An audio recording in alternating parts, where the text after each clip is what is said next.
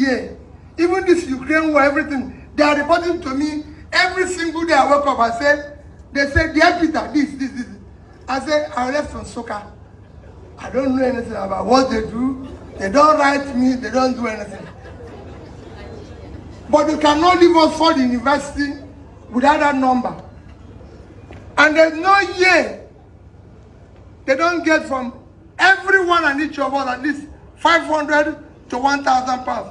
That's why today Oxford can say they have over 1 billion pounds in endowment fund. Harvard University endowment fund is over $40 billion. They get it from alumni. I show them now my Cambridge alumni number. For the Cambridge, they have, but I don't have the one of Nsukka. And every day they are begging for money. We have over 200,000 people who have passed through Nsukka. So I go to the university and said, you can get 50,000 of them, giving you 100,000 every year. And that will amount to 5 billion VC. And let me tell you, VC, I will champion it. To even tell you how it is, VC, I, Peter, will be putting on 220 million annually. Because some of us have things we are doing. I am paying the same thing in Harvard, Cambridge, everywhere, but I can't pay it in Nsukka because they have no system. And that is what I told him. If UNICEF today is getting 4 billion annually, do you think they will be on strike?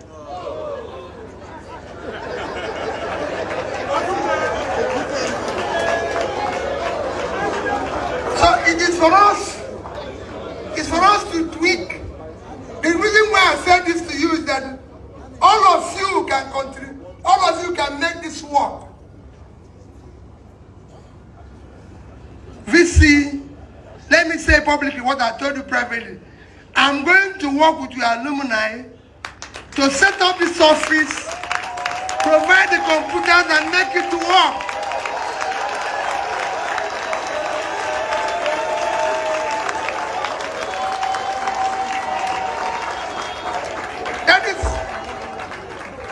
It is critical that we look at different ways of funding universities. That was a private discussion. I told him, I said, VC, find a different way of funding universities. You cannot do all that. But my topic today is very simple. The guest lecturer, thank you for doing justice to this topic. And of course, listen, survival of, what did you call it again? In a devastated economy. I don't know what to tell you about that as a simple thing. Nigeria today is well described here. Our economy today is very devastated. Things are getting worse. And I can tell you, don't think everything is going to get any better. No.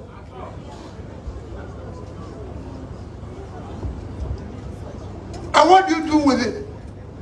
Just to give you an example so you know how bad things are.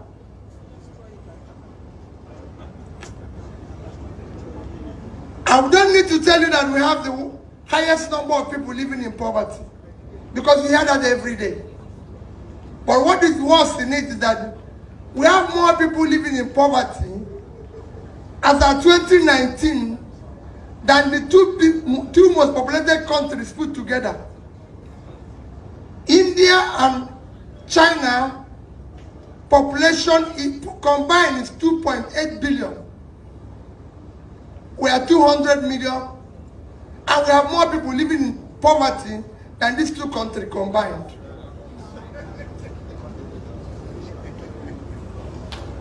Today you are living in about, as of 2019, we are 10th most terrorized country, and of course you know the banditry is getting worse. We have the highest number of out-of-school children. Everybody, this is unknown. Our infant mortality have overtaken India. These are known facts. Our equality is among the worst. Our inequality is among the worst in the entire world. 1% of Nigeria, 1% of people living in Nigeria, citizens of Nigeria, control over 70% of the assets of the country. In other countries, it's about 20, 30. Here, I can tell you it's worse. I belong to that 1%. I can tell you that for sure. And I know that, and I know through the financial system, that is the 1%. So you have a crisis. We have one of the worst unemployment rates in the surface of the earth. In Nigeria, a population of 200 million people, the number of people that are supposed to be working is 120 million. Today, the people that are employed and are working in Nigeria is just about 36 million. So you have over 70 million people that are supposed to be productive, not doing anything. The consequence is that you have a country that is not producing anything. It's not a productive country. You're no longer generating any revenue. You're sustaining a country by borrowing. And you're borrowing for consumption. So you see every day, the ministers say, we don't have an economic, we don't have a debt problem. We have an economic problem. Yesterday, I saw DMO showing everywhere that our debt is only 22% of our GDP. Because it's about $100 billion. That's only about 22% of our GDP. That is low compared to the expected ratio of 40 to 50% compared with other countries. The reality is that that 100 billion is thrown away. There's nothing wrong in borrowing. If you borrow to do investment as an individual, that is how you borrow. But if you borrow for consumption, you're finished. And we borrow for consumption. The consequence is that your country today uses 93% of its revenue to service debts. Last year, 2021, for the first 5 months of the year, January to May, our income revenue was 1,847 billion. We used 1,802 billion to service debts. We have only 45 billion left, and we are borrowing more. Our budget last year was 13 trillion, about 13 trillion. We were supposed to borrow only 3. Because we were supposed to generate about 9 point something trillion. But all we generated last year in revenue was 5.7 trillion. So, instead of having a deficit of 3 point something trillion last year, we had almost 8 trillion deficit. This year, our budget is 14 trillion. We are projecting a revenue of 10 trillion. We've now added subsidy of 3 point something trillion, plus other borrowed money. I assure you, we are not going to get more than 6 trillion this year. So our budget deficit this year will be about 10 trillion. By next year, we will borrow money to service debts because our revenue cannot even service the debts. And what is even worse? What is even worse? There's something you call sinking fund. When you borrow money and you service the debts, you are supposed to be putting money into what you call sinking fund. So when that debt matures, you pay it. Nigeria has not put a kobo into a sinking fund in the past 1 year. And some of you who are here will not know that half of the bond Nigeria is issuing now will be payable in 2050. So all of us won't be there. Because you don't know. So we are borrowing your future. That is why when Jerry Ghana said go and look for your PVC, it is important. How do you survive a devastated economy?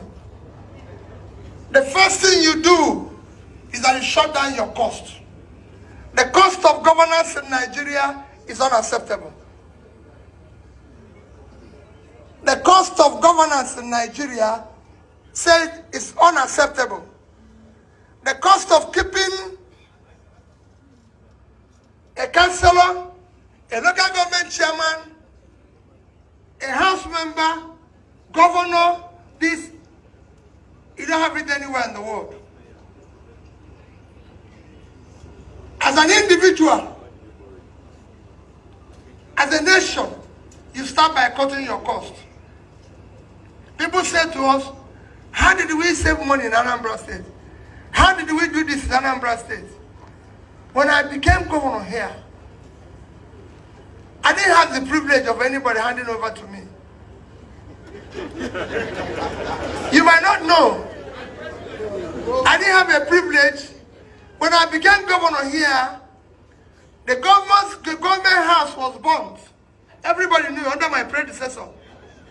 The governor's lodge was burnt under my predecessor.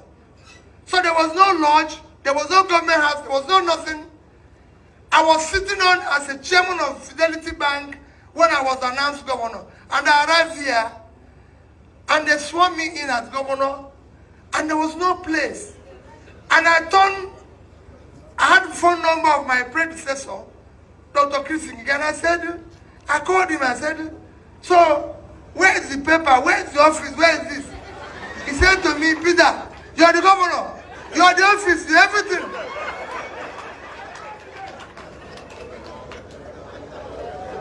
I asked them, how do you have, I brought all the commissioners and the permanent secretaries. Tell me what the state wants to do. Tell me what they want to achieve. Nobody have an idea. And I said to them, do you have Ministry of Planning? They said no. I said, okay. I'm creating Ministry of Planning today. And I brought one of you in Unizik, Dr. Nkemo Keke. Nkemo Keke was my first commissioner for planning. I said, Nkem, if you have not planned, we are planning to fail. Let's deal with this planning department. That's how we set up planning department. That's how I knew. And we said, what are we going to do? We decided that we are going to work along, adopt what is called Millennium Development Goals, which is a carefully articulated and developed program by United Nations. We are going to adopt it as our vision. And we say, how are we going to deliver this? And we sat down and articulated what we called Anambra Integrated Development Strategy. I want to show you how you can work when you have a situation that is devastated. After we did that study, we decided we are going to work. Pulling people out of poverty is number one thing, MDG. Number two is education. Number three is health. We looked at every angle of it and said, okay, we're not going to deal with all this. But we have no money. But we found out one thing. The office of the governor actually consumes about 30-something% of our budget. 30-something% of our budget goes to the office of the governor. And I said, no. Let's settlerize all this because we have no money. How much are we giving to fighting poverty, which is opening up rural roads? Because you want to fight poverty, you open up rural roads, rural infrastructure. We said, this is a percentage. How much do we put in education? Because education is important. We were number 26 and 27 in NECO. I said I will not accept it. We must be among the best 6. How much we put this amount? By the time we finish sharing that money, based on percentage, I can tell you, the office of the governor did not have more than 5%. In fact, it was 4% something. And everybody said, Governor, you can't survive on this. Governor, you're not going to deal with it. I said, don't worry. It is my office. Let's start from day one and let's know what we can cut. One, the office of First Lady. Cut it off. Nobody voted for my wife. It's not part of this. You know, said, no, don't bring that. My wife, we're very close. I love her. She's in my house. But nobody voted for her. Cut off that confusion. Let's not deal with that. So, that saved us almost 2.something billion naira in our budget. And I told the people, when will Governor of Anambra State have a lodge in Abuja? What are we doing with it? It was costing us this amount of money every month to service. My predecessor bought it for 1 billion naira. Very lovely place, very nice place. But it was costing us money. We had almost 80 staff there, doing nothing except that if I come to the airport, the day I will come, they carry 20 cars all over the place, creating confusion. Shut it down. We don't need it. So we started chopping off our cost. I used to stay here. We had 12 guest houses of governor in this Oka. I shut all of them down. If you look at it, outside the governor's lodge, you see they were trying to build presidential lodge there. I shut down the contract. The president doesn't live in Oka, and we don't need a presidential lodge. And everybody said, no, it's in every state. I said, don't worry. It is me who needs it. Shut it down. Come to the house. This is how you used to keep Governor Solo house. No. Because I didn't have an office and a lodge, remember, there's already a budget that year, approved budget, to renovate and refurbish the office of the governor for 298 million, which is about 300 million. They've already given it a contract or something, it's already there, and I said to the person, we don't have money. We need to shut it down. Everything cost us 43,200,000. Everything. The only thing I didn't buy new was a table. There was a table used by Dr. Mbadinuju. They kept one place. So I said, listen, this is table. So why are you buying new table? Table is table. Bring this table here and polish it. We don't need new table. And that table I used it for 8 years. Nothing happened to it. So we didn't buy a new one. To refurbish the office of the governor, to refurbish the lodge, the budget was approved budget 486 million. Every single thing we did in that lodge cost us 81 million naira. From 486. They were trying to buy bed from Dubai, bed, chair from this. I said, listen, we're in Oka. There must be somebody that can do bed in Oka. Bed is bed. It's not it's a place for somebody to sleep. It doesn't make any difference. If you will be awake, even if they buy gold bed, you will be awake. So leave it. Let's buy bed in Oka. Now that we went to Chifudaja from Osobo, and he did bed. They said, oh, they want leather seat. I said, okay, don't want. Leather seat is chair covered with leather. Is that not? Udaja, cover this chair with leather. The leather seat. And what am I saying? That's how we went around, chopping every cost.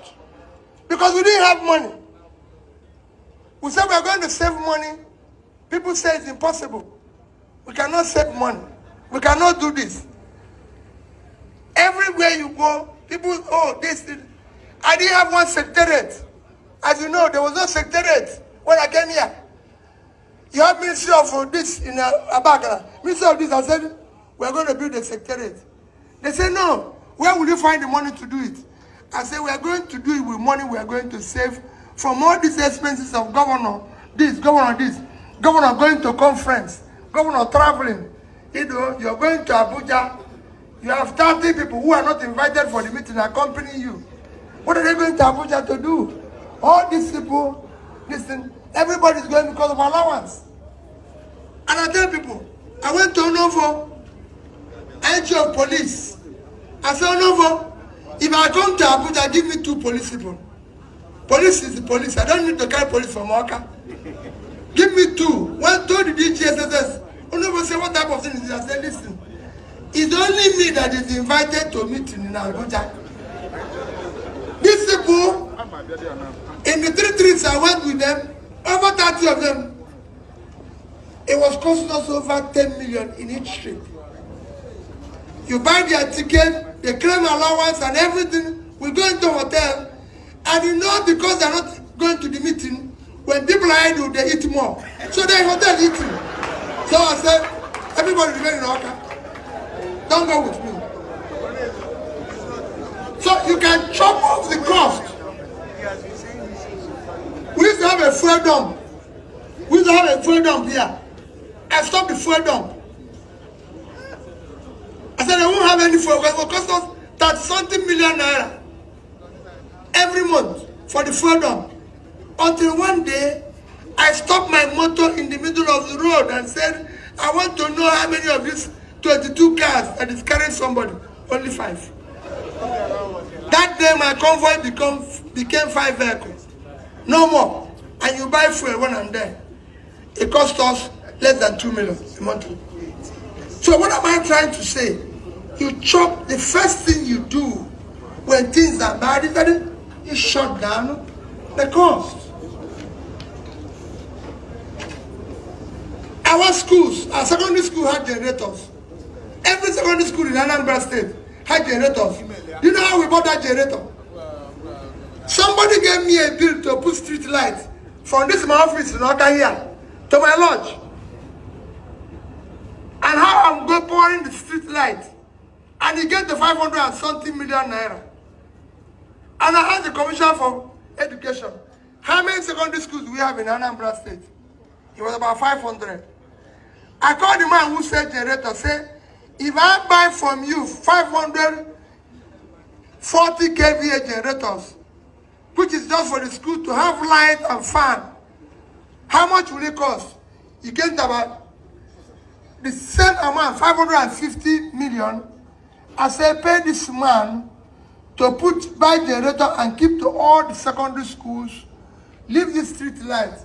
Governor will work here till 6, 7, he goes to his house. If I don't need light on the street, these children need light to be in their school. So these are what we did. Obasanjo came here. Everybody knew how Obasanjo came here. When Obasanjo wanted to come here, I went to him and said, we don't have any place for the president to sleep. You are the president of the country. You can come in the morning and go in the evening. There's no place for you to sleep. He insisted. He said, I will sleep in Oka for 3 days. Go and find me a place to sleep. I called the people. I said, please come. I have a lodge where I live. We don't have presidential. I have a lodge where I live. Come and look at it.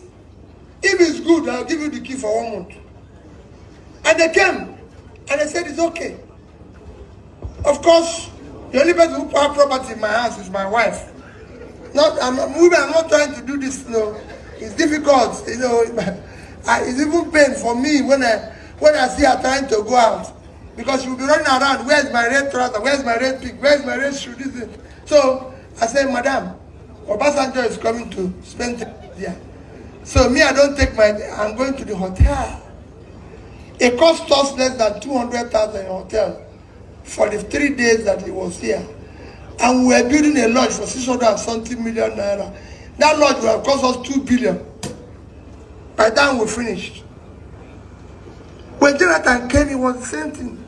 Oh, we need this type of car, this type of car, this type of car. And civil servants, everybody will come, let's go and buy it. I said, listen, these cars are in Delta. Let's go and borrow the car and give them. When he goes, we'll return their car. And we did that. It didn't cost us anything. I said, they have the car already there. Just tell Delta people. And luckily for us, Jonathan went through Asaba. So as soon as he crossed the bridge, you return their cars and come back home. You don't need to worry yourself. Why are you going to buy it? What are you going to use it for? So, what am I I trying to say? The cost of governance in Nigeria is unacceptable. Today, universities are closed.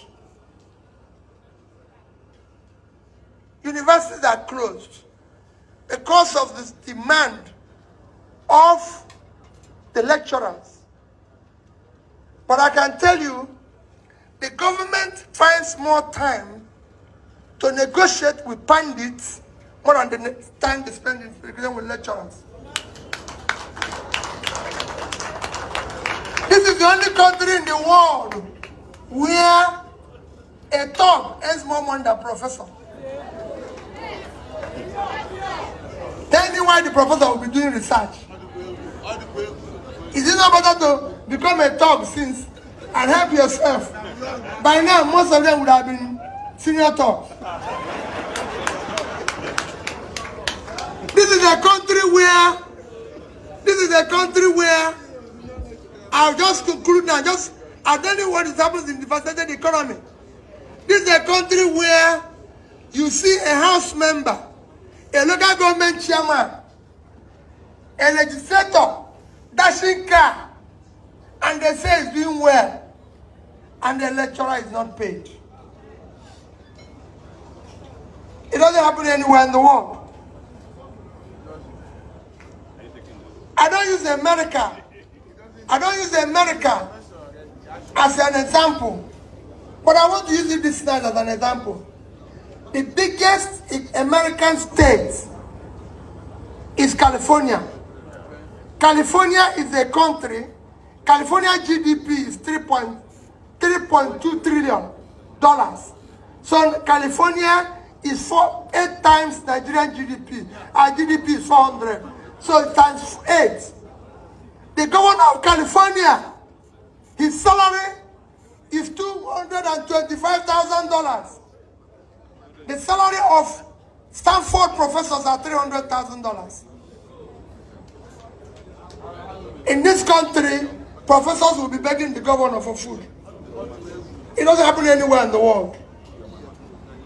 And that is why we're killing the system, because we have no value for education.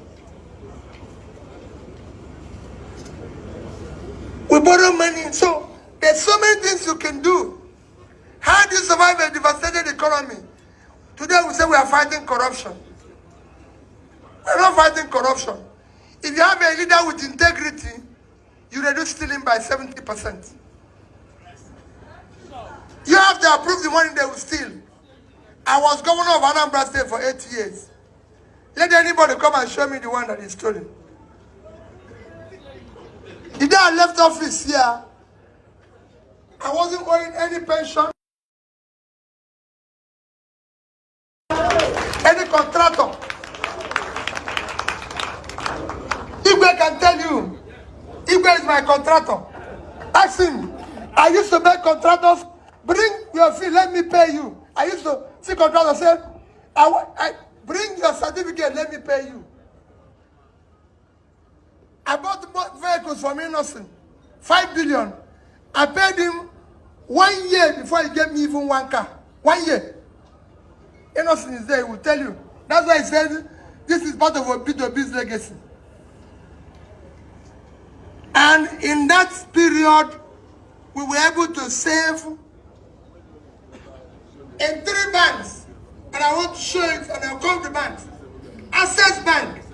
The day I left office, I had $50 million, 12 billion naira.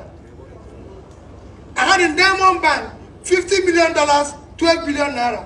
And I had the Fidelity Bank, $56 million, 12 billion naira. And I was not owing anybody.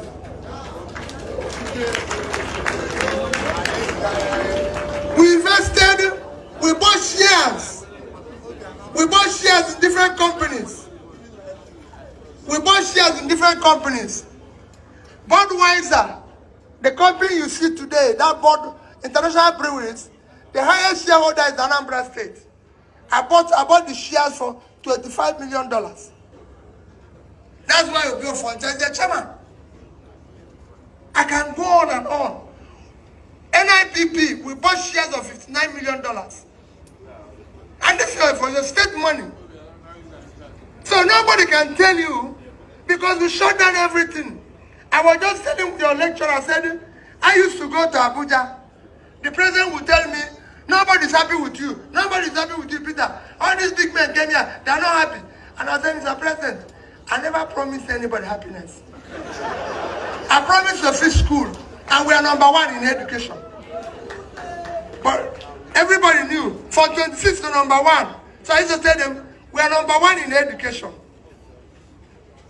But we are not #1 in happiness. Because we didn't promise happiness. We had the best road network. And of course, like I said, the wife will always tell me, you are the only governor in Nigeria without office of first lady. I said, Mommy, we have enough confusion in Anambra State. To add that one again, how can we buy 22 vehicle convoy for somebody who does not have any contribution to what we are doing, and is running around all over the place, creating confusion every day? It doesn't work. It can't work. I don't want to be part of that. So, if you are looking for strategy to survive in a devastated economy, it is doing the right thing. We can start doing the right thing by investing. We can borrow money, invest it properly, and everything. Chairman, I thank you for the opportunity. I thank the university for the opportunity of speaking to you tonight.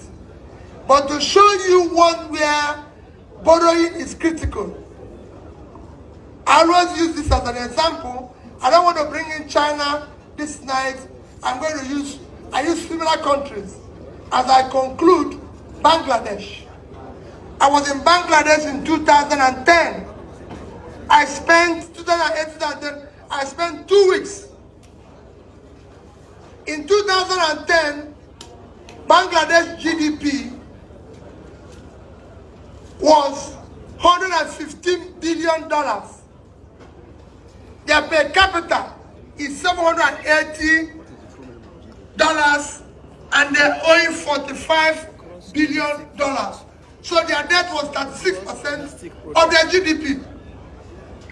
In 2010, Nigerian GDP is $375 billion. Our per capita was $225. $2,225 in 2010. Today, Bangladesh GDP is about $330 billion. So their GDP has grown 3 times for 2010. Their per capita is now 2,050. So they've grown 3 times. Their debt have increased to a little bit over 100, still 36%. Nigeria in 2010, their debt is about $30 billion, which was just less than 10% of their GDP, or about that. Since then, Nigeria has borrowed $60-something billion. As of today, our GDP is about $400 billion. Our per capita is about 2,000. So we lost 10% in 2 years. So we have not earned any money. We have not saved anything. What happened? The money we borrowed was thrown away. It has nothing to do with this government or party. I'm not talking about party politics here. I'm telling you, what you are seeing in Nigeria is cumulative effect of leadership failure over the years. And my dear people, as the chairman said to you, go and get your PVC and take back your country. If you allow us to continue what we are doing today, the society we abuse today, or we are abusing today, will take its revenge on you. Thank you and God bless you.